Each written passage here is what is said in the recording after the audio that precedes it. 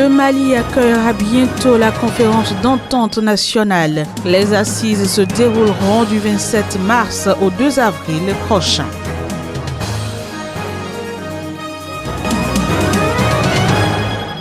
Direction la Côte d'Ivoire où le réquisitoire du procès de Simone Gbagbo est attendu pour lundi prochain.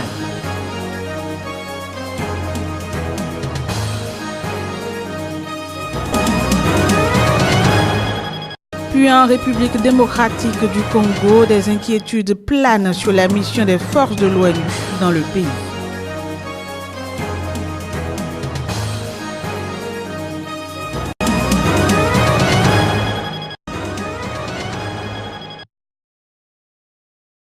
Depuis son annonce pour le mois de mars 2017 par le président de la République en fin d'année 2016, la conférence d'entente nationale ne cessait de faire des vagues quant à la date de sa tenue.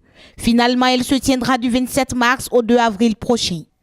Cette décision intervient après l'écoute d'une communication du président de la commission préparatoire de la conférence d'entente nationale par le Conseil des ministres qui a porté sur la restitution des travaux de la dite commission. L'opposition souhaite que la conférence parte au-delà des thèmes prévus dans l'accord pour la paix et la réconciliation. Nous avions demandé à ce que nos propositions fassent partie des termes de référence pour nous permettre d'être là, parce que nous avions souhaité qu'on aille au-delà des thèmes retenus dans l'accord pour la paix et la réconciliation, qui a eu tendance en tout cas à limiter les thèmes. Nous avons souhaité qu'on l'élargisse aux difficultés réelles que le pays connaît aujourd'hui, par exemple la gouvernance, les problèmes d'insécurité et tout. Alors, apparemment, au retour de tout cela, nous avons le sentiment de n'avoir pas été entendus. Mais somme toute, nous avions décidé de participer si nous sommes invités, mais simplement pour venir faire porter à la connaissance des participants et à la nation ce que nous avions décidé de faire savoir. Dans l'esprit pour la paix et la réconciliation, la conférence d'entente nationale permettra d'approfondir les débats sur les causes profondes du conflit et d'élaborer une charte pour la paix, l'unité et la réconciliation des fils du pays sur une base consensuelle. 300 participants venant du district de Bamako, des différentes régions et la diaspora prendront part à cette conférence d'entente nationale qui s'articulera autour de 3 thématiques: la paix, l'unité et la réconciliation nationale.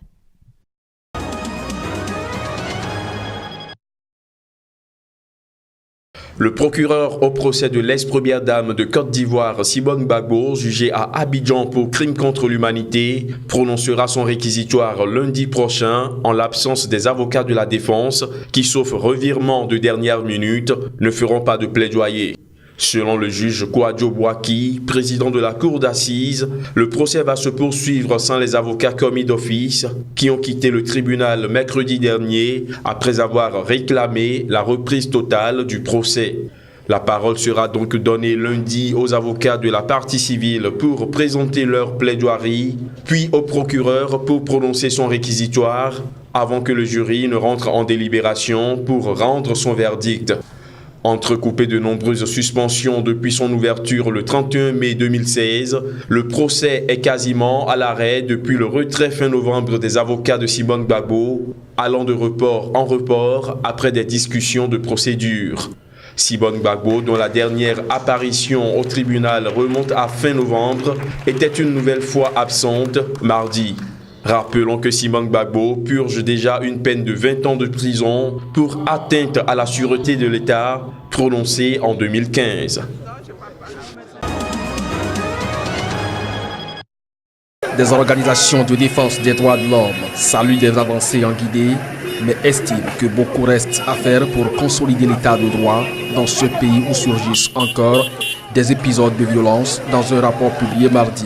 Cette ex-colonie française d'Afrique de l'Ouest a été régie par des pouvoirs autoritaires, voire dictatoriaux, jusqu'à l'élection en 2010 de l'ancien opposant historique Alpha Condé, qui n'a pas mis fin aux violences politiques souvent meurtrières.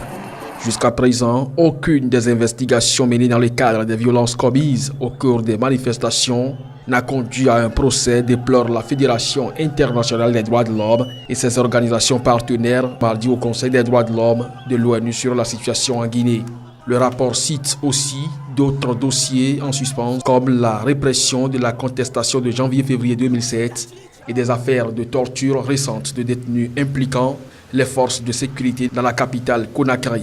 Les organisations reconnaissent des progrès dans la réforme de la justice et la législation depuis le processus dit d'examen périodique universel de la Guinée devant le Conseil des droits de l'homme de l'ONU en janvier 2015. Je suis venu communier avec vous.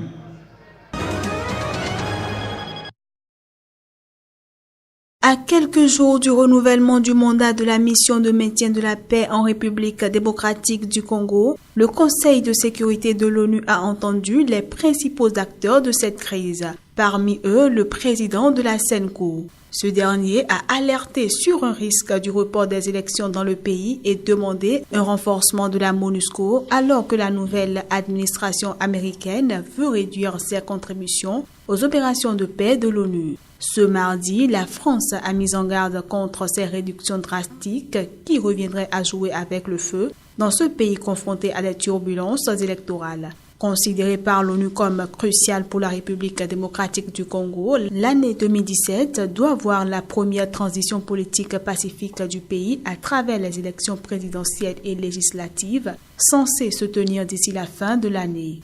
En ce qui le concerne, le secrétaire général de l'ONU, Antonio Guterres, a demandé au Conseil de sécurité de renforcer la mission de l'ONU avec 320 policiers supplémentaires et de maintenir le niveau actuel des troupes militaires. La MONUSCO, qui comprend 19 000 soldats, observateurs de police et militaires, est la plus importante et la plus coûteuse mission de maintien de la paix des Nations Unies. Le Conseil de sécurité doit se pencher sur le mandat de la MONUSCO le 29 mars prochain.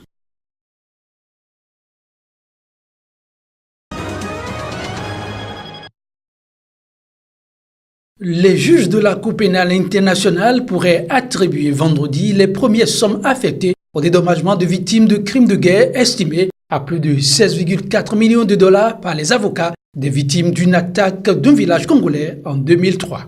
La décision des juges concernant des réparations pour 304 victimes de l'ancien chef de milice congolais Germain Katanga serait une étape importante pour la CPI, unique tribunal permanent chargé de juger les crimes de guerre et les crimes contre l'humanité.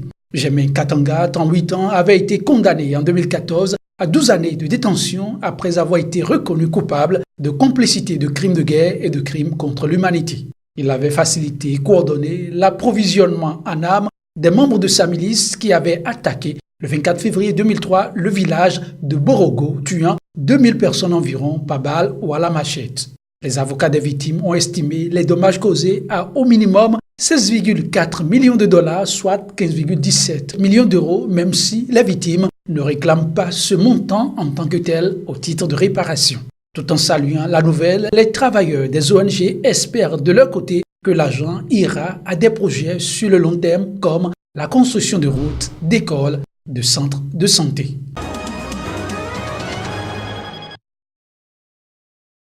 « 400 millions de dollars, c'est la barre fixée par les organisations et agences onusiennes en vue de l'exécution du plan de réponse humanitaire pour la Centrafrique au titre de l'année 2017. Et pour l'instant, il n'est financé qu'à hauteur de 5%, soit 19 millions, le seuil le plus bas de ces 4 dernières années. Pourtant, les besoins sont toujours criants. 2,2 millions de Centrafricains dépendent de l'aide humanitaire pour vivre ou survivre. 475 000 sont réfugiés dans les pays voisins et à l'heure actuelle, un peu plus de 400 000 personnes sont déplacées à l'intérieur du pays fuyant les violences, soit 100 000 de plus qu'en septembre dernier.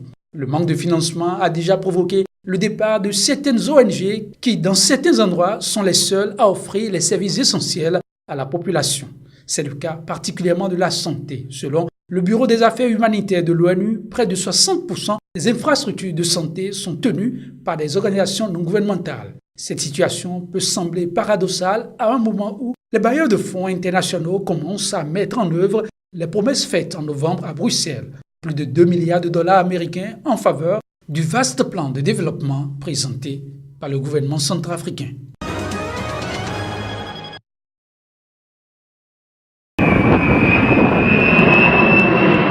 « 26 personnes mortes de la faim en 2 jours dans la région de Jubaland, selon des médias locaux. C'est la deuxième fois ce mois-ci que les autorités somaliennes alertent sur les premiers décès dus à la sécheresse qui frappe le pays depuis près d'un an. Radio Mogadiscio, qui cite un membre du gouvernement régional, rapporte que les 26 personnes seraient mortes en moins de 36 heures dimanche 19 et lundi 20 mars. Le Doubaland, situé au sud-ouest de la Somalie, est encore en partie contrôlé par les Chebabs, ce qui rend le travail des humanitaires très difficile dans cette zone. Au début du mois, le Premier ministre somalien avait quant à lui annoncé la mort de 110 personnes en 48 heures à cause de la malnutrition dans les régions de Bay et de Bakoul. Mais ces chiffres sont à prendre avec précaution, explique Vincent Lelay, coordonnateur adjoint pour les affaires humanitaires des Nations Unies. Car il est difficile, dit-il, de déterminer les décès directement liés à la sécheresse dans un pays où le taux de mortalité est déjà extrêmement élevé. La famine n'a pas été officiellement déclarée en Somalie, mais des milliers d'animaux sont déjà morts et les villages se vident de leurs habitants partis à la recherche d'eau et de nourriture.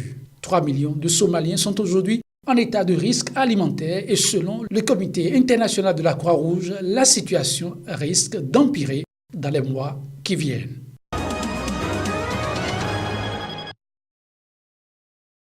Conférence de presse au siège de la Fédération béninoise de football, FBF. Plusieurs sujets ont été abordés dans la signature de contrats de partenariat entre la FBF, la Fédération française de football, ainsi que la Fédération royale marocaine de football. Et la Fédération française aujourd'hui est disposée. Il est à retenir qu'il y a 3 volets essentiels qui sont concernés. Nous avons l'arbitrage, nous avons l'administration et l'entraînement. Nous avons effectivement signé le contrat de partenariat entre la Fédération royale marocaine de football et la Fédération béninoise de football pour 2 ans, renouvelable par tacite reconduction. Le sélectionneur national a ensuite pris la parole pour défendre l'utilité de la participation du Bénin au CHAN, le championnat d'Afrique des Nations, tournoi réservé aux joueurs du continent dans un contexte béninois, son championnat. Aussi, 2 matchs amicaux sont-ils prévus pour les écureuils, la Mauritanie et l'Égypte. J'ai pu regrouper 36 joueurs et depuis une semaine, on est en train de travailler à mi-sérité, ce qui me permet aujourd'hui de constituer une base. Et comme je le dis, les locaux me serviront aussi de venir titiller l'équipe senior. Donc je ne m'appuie pas seulement sur les locaux et jouer au Bénin. Je m'appuie aussi au cas où j'ai besoin des locaux pour venir en équipe première. Des inquiétudes soulevées quant à l'absence de certains membres du comité exécutif, Anjorin Moucharafou rassure. Tout le monde a l'information, mais tout le monde n'était pas obligé de venir par rapport à son emploi du temps. C'est pour vous dire que pour moi, il n'y a plus de crise, tout est terminé et encore le tribunal vient de nous donner le feu vert pour dire que les problèmes du football doivent être réglés par la famille du football. 3 nouveaux écureuils acceptent de défendre les couleurs nationales. Cédric Rontondi du GFC Ajaccio en Ligue 2 française, Moïse Adileou de l'AO Kerkira en Grèce et Olivier Verdon de l'équipe réserve des Girondins de Bordeaux.